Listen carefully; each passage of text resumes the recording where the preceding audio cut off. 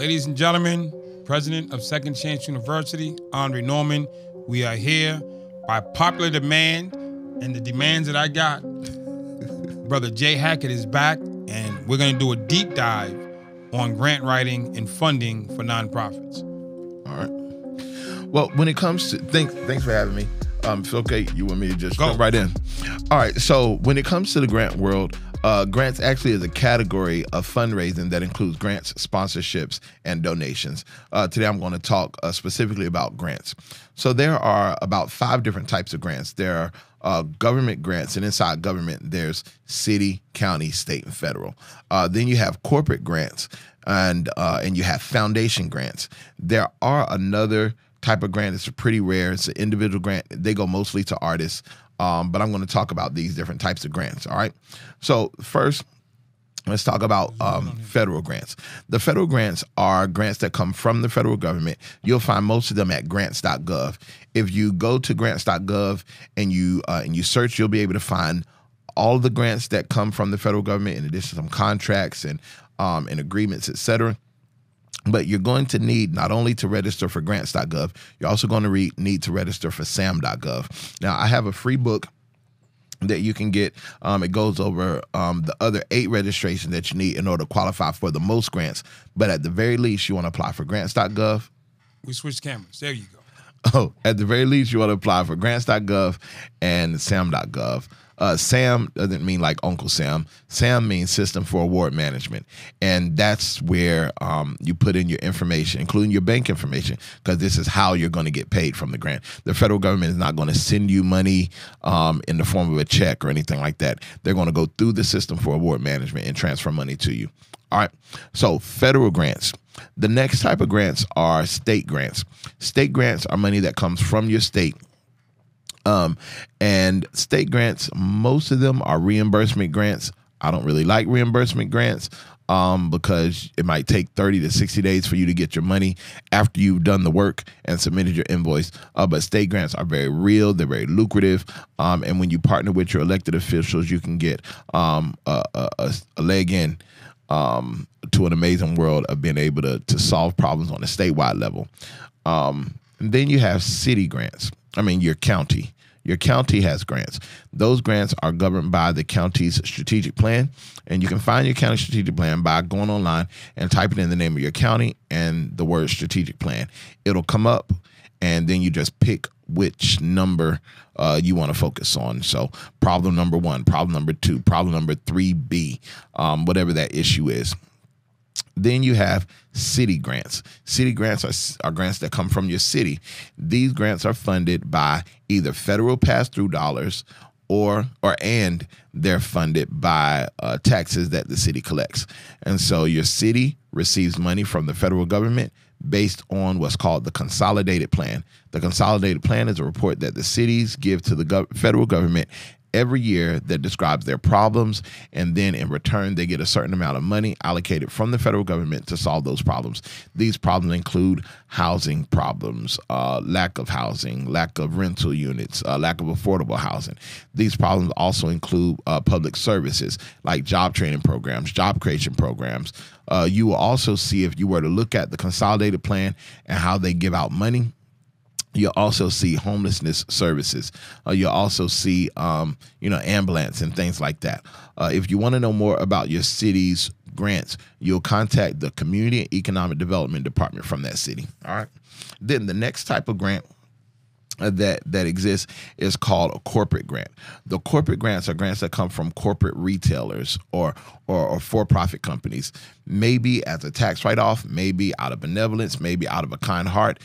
They are not required to, but they do give out money. So that includes Target, Costco, Walmart, Sam's Club, Best Buy, Bed Bath & Beyond, all of those stores. Any big box and big name store that you can think of, they have a way to give back. Sometimes they give checks. Sometimes they give donations. If you want to know how to do it, this is how you search. You just type in the name of that business plus the word grants, and then whatever they do will come up, and you just follow the directions there. Those are corporate grants. The next type of grant that exists is foundation grants. Now, these are my favorite grants because the foundation grants, they're These are places that have received money and their goal is to give out the money. Like, it is their job. They specialize in giving out money. This also means that they can be kind of picky and competitive because they're focused totally on it. But it also means that they're the most supportive. They're the most understanding. They're the specialists at giving out money. And if you ever get in touch with a foundation, that foundation gives out a certain amount of money each year. So you can look at their giving history. But if it's a community foundation, you don't only get their giving history, you can also get technical assistance from them. So if you want to know where your city or your your community foundation is, type in the name of your city or the name of your county and the word community foundation. And you reach out to the person, ask them this specific question. Hello, my name is such and such. This is my idea. Can you tell me about any of your upcoming or available grants? Can you tell me about any of your upcoming or available grants? That's what you want to do. They'll set an appointment with you and they'll tell you about it. All right. So when you look at the different types of grants, you have your foundation grants, your corporate grants, your government grants. And inside the government grants, you have city, county, state, and federal. Now, each one of these grants has a different approach. If you're looking at foundation grants, what they want to see is a story that talks about the change in condition. So the foundation grant, it wants to know that you helped a family before now. And it doesn't really have to be like if you're just starting out and you're a brand new nonprofit and you haven't helped a whole bunch of people under the official nonprofit. That's okay. Just tell them about who you have helped using this model. Tell them about your history of helping people. Unofficially, it still works. And if you ever start doing work start serving and start helping people before you get incorporated, that's considered grassroots work. So you want to take credit for everything that you do. These are foundation grants. They want to know about a change in condition. So anytime you write a foundation grant, make sure you include an example. Whether or not they ask about it, find a way to insert an example. And if you really want to be good, find multiple examples so you can insert them in different places. Every time you make a point, give an example. Every time you point out something, give an example. All right. For corporate grants, they do not want to hear. They don't even have space. They don't give you a lot of space for to talk about the change in condition. They want to know that you're popular. They want to know that you can reach a lot of people. Because when they give money, they expect this to turn into sales for them. So they want to know that when they give you this money, that you're going to take a picture and tell a lot of people, and that those people are going to look at this store in a positive way. They're going to look at Publix and be like, oh, well, they're good people. Look at Kroger. They're good people. Walmart. Oh, they're good people. So they're going to want to take a picture with you with a big check. And you want to smile, and they want you to put it on your social media. So when you apply for corporate grants, make sure that you have a strong social media, you have pictures, and make sure that you have a website because they're going to go look. All right. The next type of grant, these government grants, you have the city grant. When you go after a city grant, they want to make sure that you're not duplicating services. There are a lot of programs in the city that do a lot of similar things. So when it comes to city grants, they're going to look that you are not duplicating services. In order to make sure they know you're not duplicating service, you're going to have to write somewhere in there, in an effort to not duplicate services, we have partnered with such and such. We have discussed with such and such. We have collaborated with such and such. Make sure you have this phrase, in an effort to not duplicate services. That's what cities care about. Counties, the other thing the city cares about is that you address their citywide plan or consolidated plan. So make sure that somewhere in there you reference the city's plan or consolidated plan. In the county, you want to reference their strategic plan. Strategic plan number 2, part B says such and such. We want to approach this problem using available resources. We want to do this. All right. So with a county, you want to show teamwork. You want to actually use the word teamwork somewhere. And you want to reference the county plan. You want to talk about the livability. You want to talk about the different populations. You want to talk about the different people groups in that county. All right. When it comes to state grants look totally different. They're going to ask for different data. It's going to look like a lot of information, but if you break it down into pieces, you can still do it. State grants are going to look for tax savings. So in order to determine tax savings, you want to do a simple internet search like how much does it cost to incarcerate somebody for 1 year? The going rate in North Carolina, I think it's like $33,000 a year. So if you take $33,000 as the cost of incarcerating somebody, if they come to my program and they do not recidivate or they do not reoffend, 10 people coming to my program will save the community $300,000. I used to run a workforce development program, and in that program, we served about 100 people, most of which had a history of some type of criminal involvement. So I used a simple data analysis and said it costs $30,000 to incarcerate somebody for 1 year. And in my program, people offend at less than 0.1%. So we have saved the community $3 million in tax savings. As a result of this, will you give us $100,000? So you see, what we've done is we've established how much it costs to incarcerate somebody, which is $3 million to incarcerate 100 people. I just need $100,000 to serve the people, and I'll save this much in tax savings. You can also do the same thing for homeless people. How much does it cost? How much does homelessness cost the community? You can also do this for people abusing the emergency room. It costs about $18,000 per person that abuses the emergency room. That's people going to the emergency room that don't really have to, going to the emergency room and don't have insurance, going to the emergency room and they're just spending time, going to the emergency room and they could have used something else.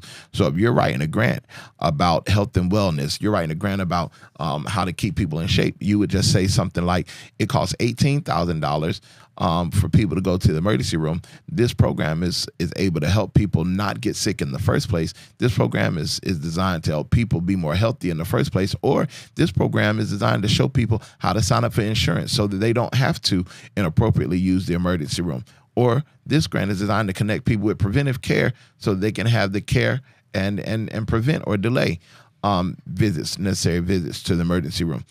We will save this much in tax dollars. We save this much.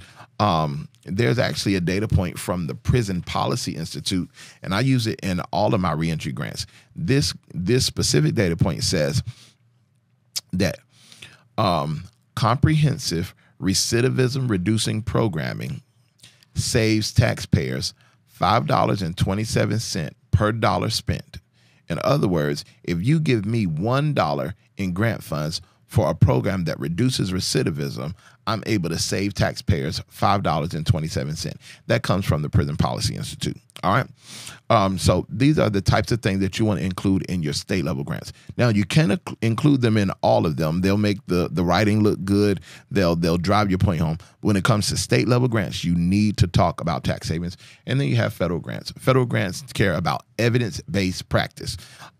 Andre has worked on lots of federal programming, and he'll tell you in some of his federal programming, they actually took his program and made that program a federal thing. What the federal government will do, they'll use grant funds to test out ideas, and they'll use your data to prove that the idea works. And now that the idea works, they'll allocate more money to it. So when it comes to federal grants, they don't care about the change in condition, the story, the way that the federal government, the way that foundations do. They don't care about the non-duplicating of services like city grants. They don't care about your local plan like county grants. They don't care as much about the popularity like corporate grants. What federal grants care about is data. Number one, evidence-based practice. What you're doing, is it evidence-based? And if it's not evidence-based, they really don't want it because they don't have a way to follow it. In fact, most federal grants in the rules, in the questions, in what they call the notice of funding available, NOFA, notice of funding available, in the RFP, they will tell you, in the funding opportunity announcement, FOA, they will tell you about evidence-based practices that you can use to do this thing. And the shortcut is, and the cheat code is, do what they say. If they give you 5 different evidence-based practices, pick one. Now, you might say that you already have one. That's fine if you want to use it. But the way that I have experienced success with federal grants is to use the information and the words that they give me and the resources. So when they say these are the evidence-based practices that guide this work, say I'm going to use this evidence-based practice. Federal grants like data, evidence-based practice and data. They want the unemployment rate. They want you to refer to the census data.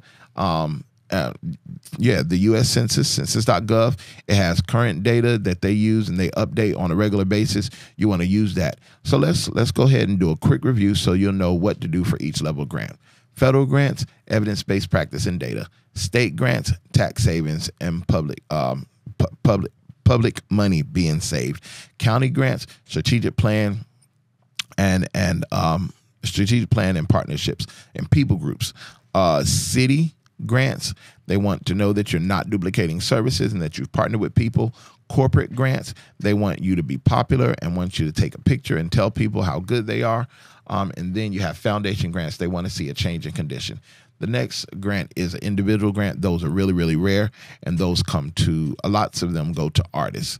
And then another category all by itself is for-profit grants. If you have a for-profit business and you want grants for that business, what you want to do for that type of grant is look at the story of the founder, how your business changes the community, and what your vision is long-term. They don't care that you haven't really made a lot of money. They don't care that you just starting off, but they want to know about the founder. What have you overcome? What challenges have you overcome? What struggles have you overcome? They want to know the story of the founder. They want to know the community benefit, not just you're selling bottles of water because people need water. No, they want to know that this water is doing something special. For example, I have a coffee shop. My coffee shop sells coffee. Now, I don't drink coffee, but I own a coffee shop. My coffee shop is a community hub, and what we do, we tell the Black history of the community. So if you were to walk into my coffee shop and look around, it's covered in Black history stories, pictures of people that used to live there because I'm in a gentrified neighborhood. So now my coffee shop has received grants. We have received local grants. The city gave us a building to do economic development out of. We received regional grants, we received state grants, and we received national grants as a coffee shop because we're telling the Black history of the city, because it's in a neighborhood that's gentrified, not very many Black people there, but we're able to recover the history. And then the last part of a for-profit grant, you want to talk about your vision. This is where you get to be aspirational. You take your inspiration, you project it out, and this is aspiration, what you see in the future. This is your approach to grants, all the nonprofit grants, and then the for-profit grants. Listen, I'm over here like this taking notes. Don't think I went nowhere. I'm right here taking notes. Yeah, I can't hit rewind. I'm saying phenomenal information. I'm saying Second Chance University, out the box, showing you how to take over the community and make it better. There are agencies and people want to do business with you. Example I'll give. Dre, I'm coming out of jail. I got this idea. What can I do? Every store, Walmart, Target, all the big stores that sell toys, every year they give away millions of dollars in toys. Millions. Nonprofit, no, you just in the community, in the hood, they're going to give you some money. They're going to give you some toys. They ain't going to give you money. They're going to give you toys. So I don't have a nonprofit yet, Dre. I don't have the money for the $100 to sign up. I ain't got a board of directors. You can go to any church or religious organization or any existing nonprofit and be a program under them. Yeah. It's called financial conduit. So the YMCA, the local church, the local nonprofit, I can walk in and say, hey, Jay, I have a program, but I don't have an agency. Can I be one of your programs? So what happens is you don't even have to get no money. Just let me be under your 501. Yeah. Since you have a 501, I can just come under you and be a program. I'll go raise my own money, but when the check is written, it goes to you, and the line items for me. Yeah. And I'll give you 10. You get 10% of the money for the administrative costs. Right. Now I don't have a nonprofit, but I have an idea. I write my idea down on a piece of paper. I show it to you, nonprofit guy. You say, "Okay, go raise your money." I go to Walmart. I go to Target. I say, "Hey, man, I need toys for these kids in the hood, and this is my nonprofit that I'm working with. Yep. It's not my nonprofit. It's the one I'm working with." They'll look. They'll pull up the AI. They'll pull up the, it's a real nonprofit. Cool. They'll agree to give you the toys. Now you show up. You get the toys. You go give them out. But what happens is you meet the store manager.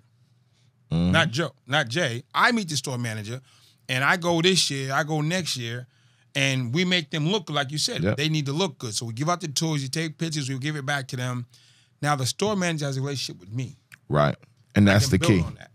That's the key. That relationship is everything. Once you get that connection, you want to protect it, guard it, do right by people. You don't ever have to lie, cheat, or steal. You don't have to ever misrepresent. Build a real relationship, and they'll always be there. And then when they get money, they'll start calling you. Hey, we got to give away this. We got to give this thing away. My electric company called me and said we want to talk to you. We know that we just gave you a grant, but we want to talk to you about next year. I was like, okay. And we sat for 30 minutes to 45 minutes, and they said, we want to give you money next year, but we want to give you a lump sum. So let us know what you're doing, and let's talk through the best way for us to support you. And at the end, they gave us a few $1,000s. And matter of fact, the crazy part about it is somebody in one of my programs, they got their electricity turned off. And because I have a relationship with the electric company, I made the call. Turn it back on. Yeah. He's one of Jay's people. Very simple. if you sitting in a cell, like, man, you can have your people set up your nonprofit and get going. Well, I ain't got no people. I've been here too long. My people are gone. When you come home and you don't have the financial means or the team to build a nonprofit, you can go find a nonprofit and say, hey, can I be a program under you? Yeah. The term is, I need you to be my financial conduit, meaning I can raise money as a nonprofit, but it just goes through you. One of our local guys that was doing he was doing some time in I think it was a state prison that was just local to us. So he got our local newspaper, and he read about my program in the newspaper, and he wrote us, and we were able to purchase. He wrote books, and so we were able to purchase his books and sell them in my coffee shop. And each year at my festival, he has a table. Now he's doing time. He got about 10 more years.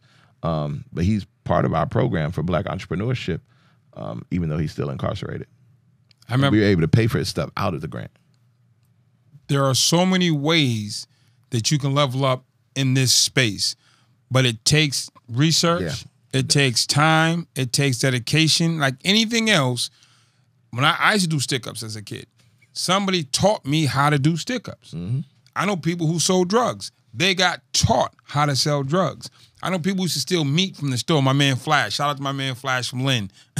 It was funny. He was a clown in the county. He used to steal meat. That's a good business though. I couldn't understand. He didn't shoplift clothes. He used to go to the supermarket and steal meat and sell it. I understand. I got it. I'd never heard of it because I didn't own it. I was 16, 17. I didn't get it. But somebody taught him how to shoplift. You're going to get into this space. I kind of want you to tell me how. I mean, I'm not going to steal no meat. I don't know how to steal meat. I don't want to know how. Like, I mean, it's cold. I mean, you can't just... Listen, I don't want to know how. I mean, do you just walk out with the shopping cart? No. I don't know. Bad. Listen, let's not encourage anybody. So the baseline is, when you get into this space, you're gonna live and learn. Yeah. Fail forward. I mean, I learned as I went. I learned terminologies. I learned meanings. I learned you have your calendar. Yeah. You know what I'm saying? You have to break down a calendar again for this group because they might not have seen the first episode. The giving calendar. Yeah, okay. You know what I'm saying? So it's a whole new world. When you first got off the bus in prison, you didn't know what a library was. You didn't know what a chow hall was. You didn't know what Medline was. You know what time the mail came. You know what count was. I didn't know the rules for the microwave. Or the phone. Yeah, I didn't know. I learned. You had to learn. And it's the same thing in this space. When you come into the space, you have to study and learn. Yeah. And the more you study and learn, the better you're going to do. All right. So you want me to go over the grant calendar? All right. So the grants calendar, I developed this after 20 years of doing this. And when I got out of prison, I was actually hired while I was on federal work release. Other people were doing like lawn care and fast food. But there was a program that hired me to be their program director. And so I was like second in command, but I was like second in command when I still had to go back to the county jail at night. In this program, it was workforce development. So we helped people find jobs that were coming home from prison, or people that lived in the housing authority, or people that were homeless. We would help them find jobs. And we partnered with the community college.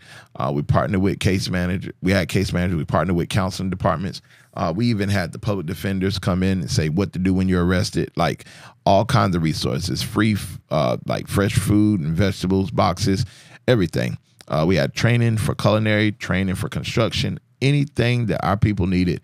Once they enrolled in our program, we could provide it for them. But when they promoted me to executive director, I realized that the agency did not have any money. And so I signed and accepted the salary knowing that they didn't even have money to pay me. And we were late for payroll a few times before they promoted me. And I was like, man, I'm accepting this position and I know that they don't have any money. But I'm good at what I do. So I signed on Friday, accepted the position, came in on Monday. When I showed up on Monday, I'm like, man, what I'm going to do? And during that week, I raised $300,000. Well, we actually accessed $300,000. We didn't write for a brand new $300,000. We accessed $300,000 that were available to the company that they had never pulled down. There was a mixture of grants that were offered but not accepted, federal grants that were available in escrow but not downloaded, relationships that were not what I would say monetized, like people that made offers that we hadn't accepted. And in that 1 week, we brought in $300,000. And over the time that I was executive director, we took them from $800,000 a year program to a $3.2 million a year program using this thing that I call the grants calendar that I've developed over time.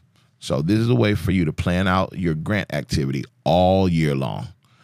I start with December. December is a time for annual gifts and major donors. All right, that's where people are giving money based on their tax liability. People are giving money. Maybe they're giving based on the holidays, Christmas, Hanukkah, Kwanzaa, all that holiday cheer. They're giving money. Then in January, you want to put out a call for pledges. During February, you want to prepare for bank grants. During March, you want to prepare for foundation grants. April, foundation grants. In May, you want to prepare for federal grants. In June, you want to be on the lookout for state grants. In July, make sure you have your board meeting so you can approve your minutes and your budget.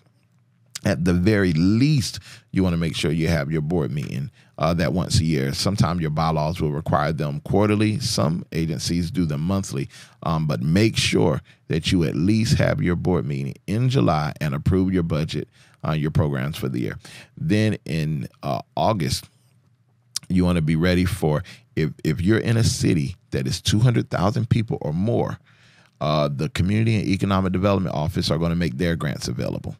All right, so you want to be in touch with them ahead of time because the door is going to open in August for cities that are larger. That's 200,000 or more. Cities that are smaller, they won't announce until December. But let's go to September.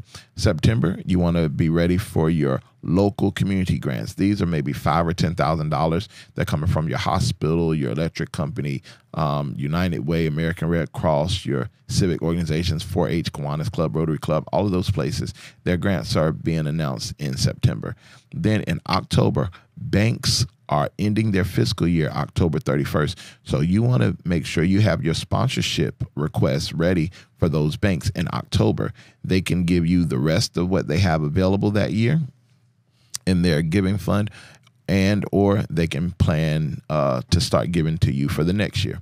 Then in November, you want to be ready for Giving Tuesday. And we're back at Giving Tuesday is the Tuesday after Thanksgiving. And then we're back at December. So let's review it real quick. December, annual gifts and major donors. January, pledges. February, bank grants. March, foundations. April, foundations. May, federal grants. June, state grants. July, board meeting. August, community economic development for big cities. September, small local grants, nonprofits. October, sponsorships. November, Giving Tuesday. December, you're back at annual gifts, major donors, and your local grants for the community economic development in low or slow population or small cities. Listen, I don't think it gets better than this. I don't know who I'm bringing in next, but they better be spitting fire. Yeah. Saying in real time, real talk. So that's a lot of information. And I know you have software. Yeah. You need to explain the software. All right. So the kind of the anatomy of a grant, I probably need to call it. The anatomy of a grant is three things: the funding source, your mission statement, and this other thing that nobody's going to tell you. It has to be connected to a local problem, a known problem. It can't be an unknown problem. Unknown problems are not really problems. All right. So the anatomy of the grant, you have the funding source, you have the funding source is the people that are giving the money. Then you have your mission statement. That's the thing you do. And then the next part of that grant is the city or the county's problem. And what you want to do is highlight these things, and that's how you win a grant. What my software does, once you complete your profile, it uses that information, and then it goes and grabs the city's plan, grabs the county's plan, and it looks at the funding source, and it finds the correlation between these, and it spits out answers to the questions. So inside my software, we already have the questions. We already have the algorithm. And once you put your profile information in about your nonprofit, then the computer does the rest, and we can theoretically write any grant. Now, the most important part of that is being specific and clear on your profile. Yeah. You be specific and clear on your profile, we can take care of the rest. But if you put garbage in, if you just say, we want to help people, that's not going to be good. But if you can take the avatar that you learned in the last lesson, make sure you look at the last class that we did with Second Chance University, so you can see how to create an avatar, or maybe you can add the worksheet to this one. We're going to do worksheet for both. All right. Be as specific as you can with your avatar. And then the activity we did on identifying what you do. Think about who you were in the 6th grade and what you needed, what you don't know, what you didn't know that you needed to know, all of that stuff. As specific as you can be in your profile information, that's going to raise the quality of what the software would spit out. But once you do your profile one time, you can write thousands of grants. Listen, I hired them myself. I said in the last episode, I used to write grants. Mm-hmm. That was on one of our first, for the first 4 years, home I wrote grants. And we got millions of dollars. We help other agencies create millions of dollars, and it was cool, but it's just a lot of work. It is. And in the capacity that I'm in now, I can still write grants, but I don't have time to write grants, manage grants, check emails, and respond to people, and be on the road. I just spent 3 days in prison in Texas. I'm about to spend 2 days in Tennessee. I was a week in Missouri. So I don't have the time, because sometimes it's timely responses. Yeah, yeah. One of my clients, actually, he's a client now, but it was after he missed $200,000. He was working with the state. He heard about some money. Well, they told him there's $200,000 that's available. He missed it. If you apply for it, you'll get it. And because he was busy doing his thing, he wasn't wasting time. He didn't do it timely. He didn't have the time. Their deadlines are real. And he missed $200,000 that was kind of earmarked for him. Listen. And because he wasn't in position, somebody else got it. 100%. The money's going. Yeah. And so when he came to me, and he was like, yeah, I'm gonna pay you right now. Right now. You can't get that back, but I get you set for next year. But we'll be ready for it.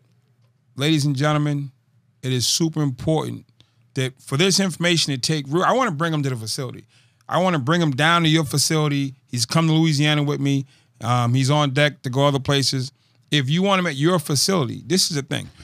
What has been and which is going to change going forward, it's been us. Just dudes with the tablet and us. It's like, this is what the big homie told me before I came home. He said, if you want to help us, you can't go around the facility.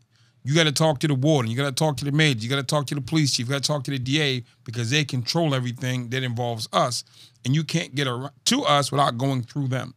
So we want to use the logic that my brother MT gave me way back in MCI Norfolk in '99. We have to, at one level, include the administration and the facility in what we're trying to get done. Because if you want him to come in, the warden has to say yes.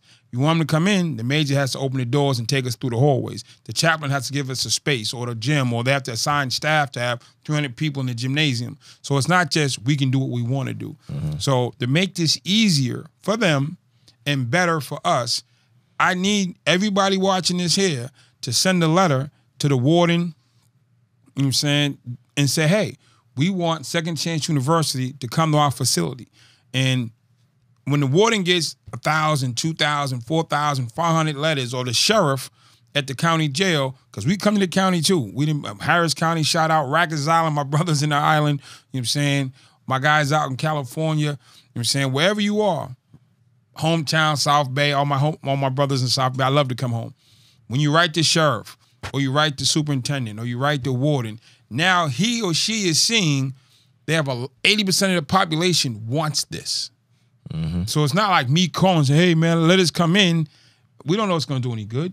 We know it's a waste. Is this a waste of time? When 80% of your population is asking for something, and they're saying, hey, we'll be good. We ain't going to tear the building up. We're going to be good. We're going to stop stabbing each other. We're going to be good because we want something. Mm-hmm. When we don't want anything, you do whatever. Yeah, yeah. But now that you want something, it's going to have you comport yourself in a way that your behavior dictates us coming. It will, and the reality is, Andre, there are the grant funds. They are available, and they're being spent, on programs to help you. The problem is that they're helping you from their framework and their standpoint, and they don't have your experience. What if the money that was going to help you could actually come to you to help people like you? Whole different thing. That's what I do. A whole different thing. And so the money is going to be spent, but if you're not prepared, if you're not educated, if you're not ready for it, then you won't qualify, you won't be eligible, you won't know what to do. But if you take the time that you have right now to read, to study, to reach out, to plan, then when you come out, you'll be even further than I was. They hired me while I was on work release. I left the county jail in the morning, drove 2 hours to my office, and I said to them, y'all, like, I'm in jail right now. They said, don't worry about it. Hold on. Shout out to Virginia DOC. I was in Virginia this year. They hired people from their system back into their system. Yes, yes, yes. And people are writing grants. Get this. Agencies are writing grants saying, if you give us this much money, we'll hire people with lived experience to go do the work. And folks are like, oh, man, that's amazing. Well, I don't think that's so amazing. because it's like, give me the money and I'll let somebody else do the work. Yeah. That's what's going on right now, and people are happy about it. How much more happy would they be? And part of my platform is that I actually did go through this, and I have a model of how to help people. What if you were the one that was receiving the money, and you actually knew not only how to help people, but how to prevent loss, how to avoid, people hustling the system. You know how to peep out stuff that other people can't peep out. I remember my mom. My mom she had a history of drug use. And this year she has been clean 34 years clean and sober from all drugs and alcohol. And in her history, she's always helped other women, especially single women with kids. She's always helped them. It was almost like she always had another house or an apartment that just, if they come and take care of their stuff, whatever. And she was their person. You get what I'm saying? Well, she wanted to do a transitional home. And we did one. The first time she did it out of her pocket. And I said, well, Mommy, if you want to do this, I can help you. I can raise grants to pay it. And so she's like, okay, because she's going to do it anyway. So I was able to ask her, how much money do you want to make? And she said, well, if you can just replace my salary. And so I was able to do that, wrote it into the grant.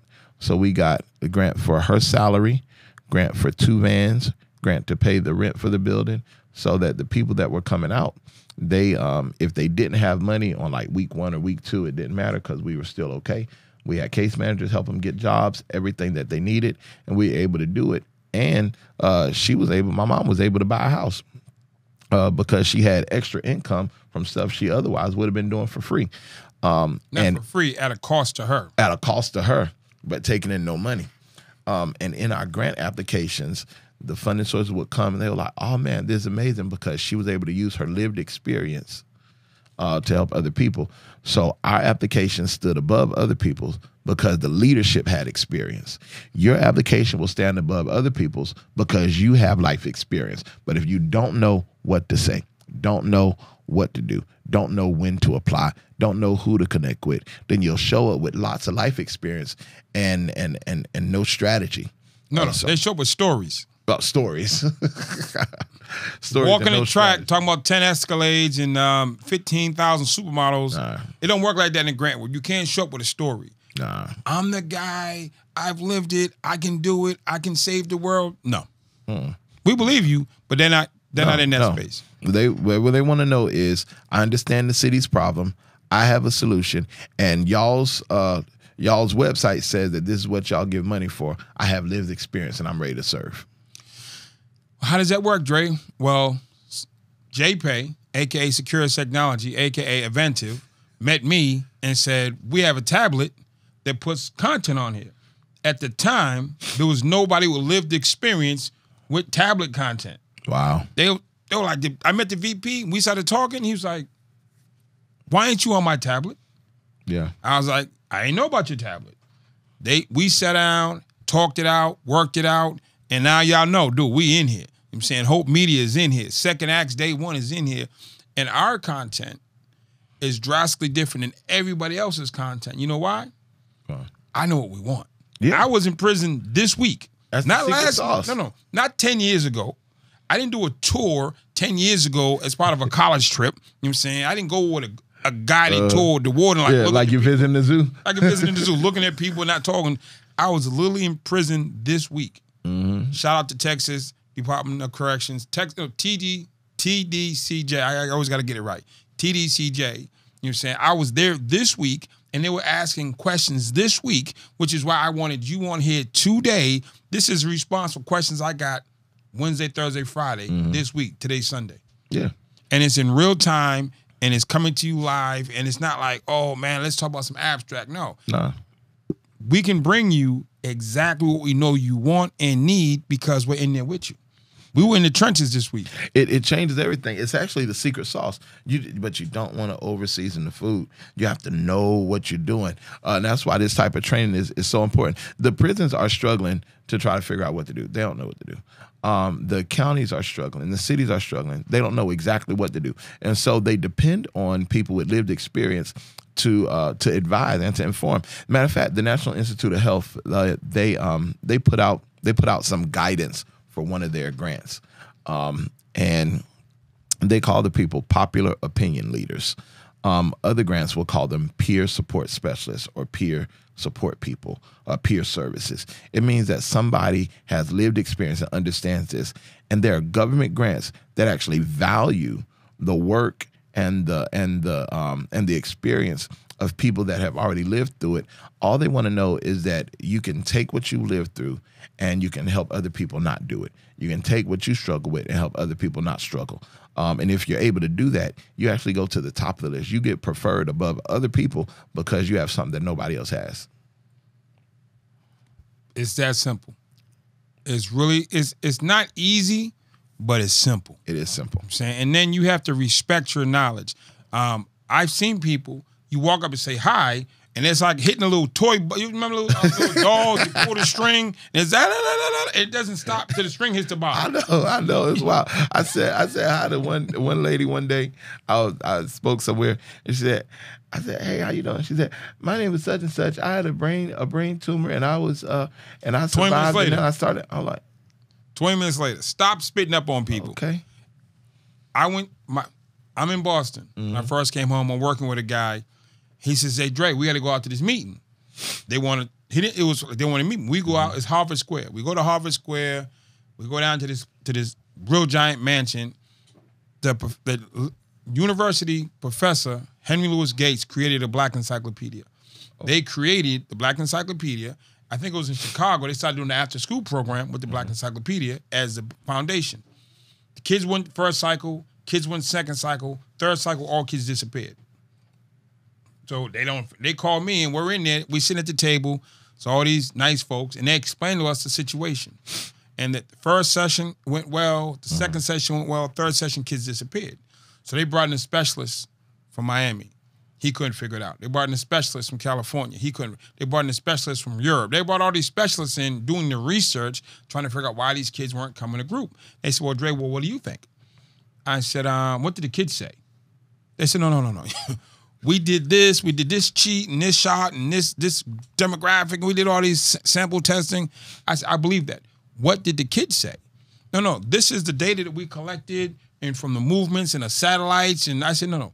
The only people who know why the kids aren't coming are the kids. You have their phone numbers. How about you call the kids and you ask them why they're not coming? And they will tell you exactly why they're not coming, and then you will have the answer to your problem that you can solve. Light bulb goes off. Bing! It made so much sense. The kids aren't lab rats, they're people. So, because they were kind of lab rats to them. They were like, hey, thanks for coming, Dre. And they told me and my boss, get out. Dinner's over for us. Now they're going into strategy mode on how to do their thing. We get outside, I feel good. I just helped Harvard University fix one of their after-school programs, Henry Louis Gates, Black Encyclopedia. I'm like, yeah, I'm feeling good. My boss got outside. We walk in. He stopped. He said, yo, Dre. I said, what's up, boss? He said, man, give me $200,000. I said, what? He said, give me $200,000. So what are you talking about? I said, dude, I've been out of jail 8 months. He said, man, give me $200,000 right now. I said, dude, you know I ain't got $200,000. He said, you just gave them $200,000 worth of information. Yeah. For some food you didn't even like. He said, respect your knowledge. Stop going in and answering everybody's questions for free and for fun. He said, you just gave, they had 5 consultants. They paid every last one of them, and they didn't even pay you. As a matter of fact, cities, counties, government, they cannot spend money without a plan. And in order to get the plan, they hire a consultant. No, let's they call it. Let's do dinner.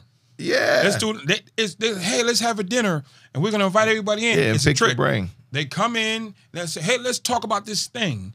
And people can't wait to show how smart they are. Mm-hmm.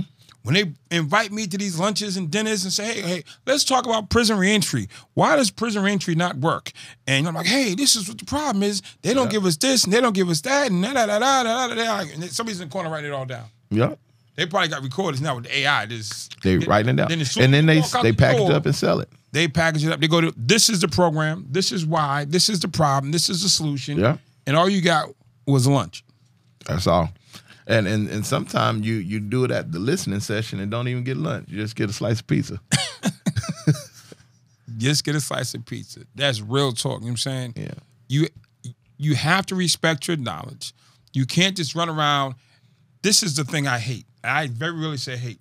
When people think that if you show enough value that somebody will embrace you and give you a check. If I show them my value, they'll see my value and then they'll love me into the situation and take care of me. It doesn't work like that. It doesn't work like that. You can show your value and 5 years in, 10 years in, they're still taking your value and they're never going to put you on. Why put takers you on? They take. don't have to. Takers take.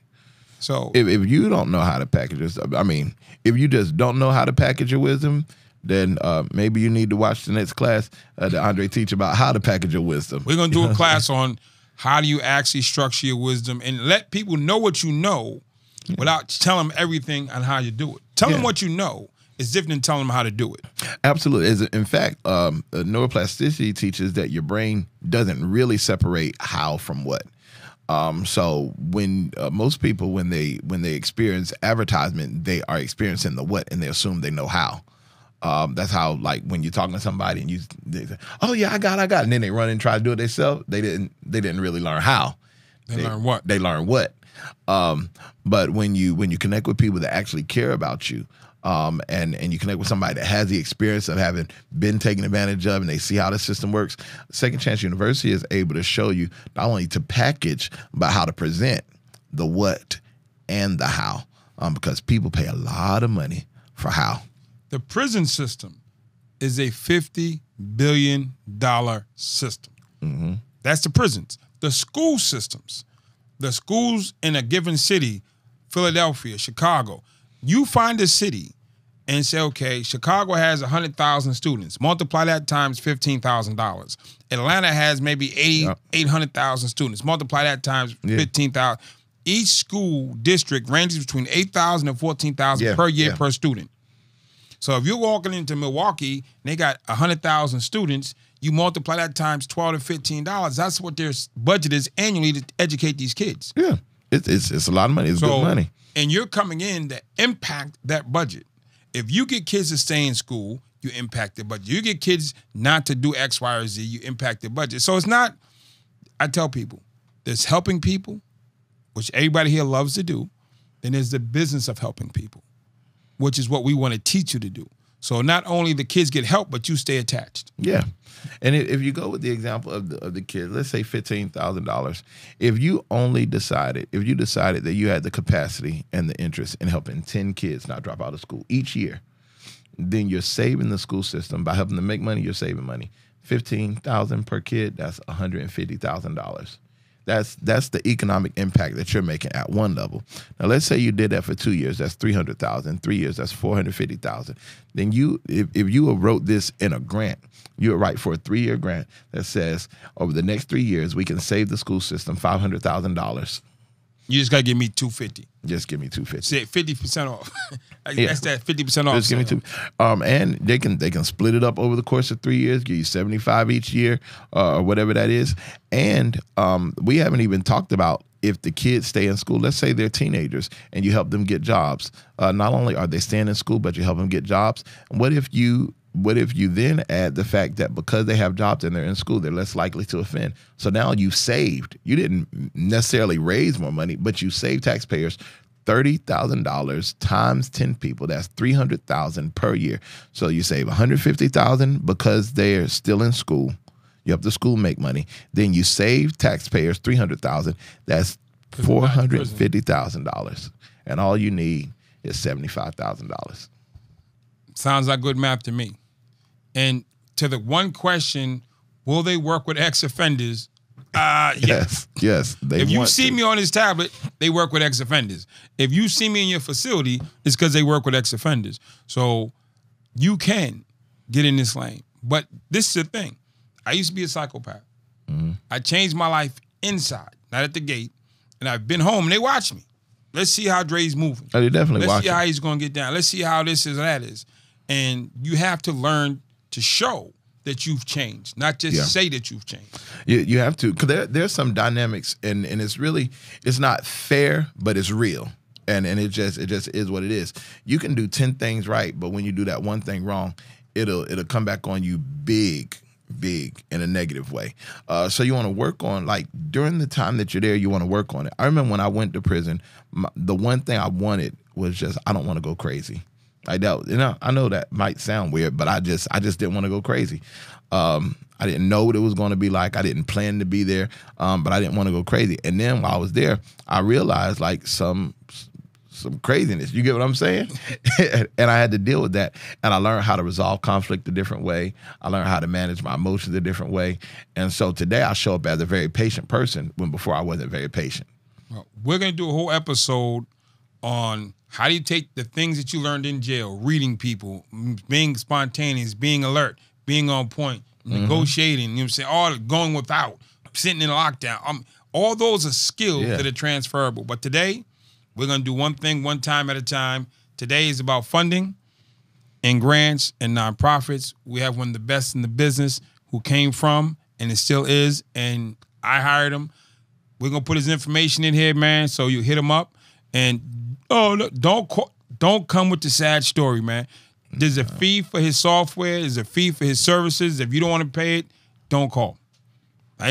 Don't call with a sad story, but I want to say to kids, you know what I'm saying? I'm committed to helping poor people, but they don't have to be your poor people. So I don't have any problem finding poor people. I do not need your help. He does not need your help finding more poor people. They are really accessible. So get your stuff together, show up correct, respect the man's, you know what I'm saying, occupation and the time and effort he's put in.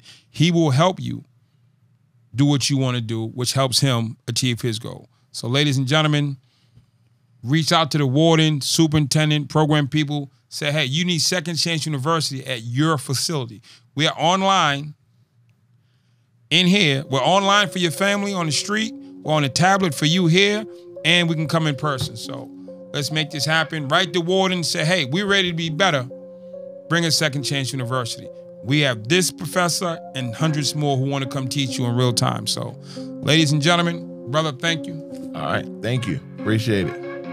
Andre Norman, Second Chance University. We appreciate you. Keep building, keep growing. We're going to give you access to information and inspiration to level up your life.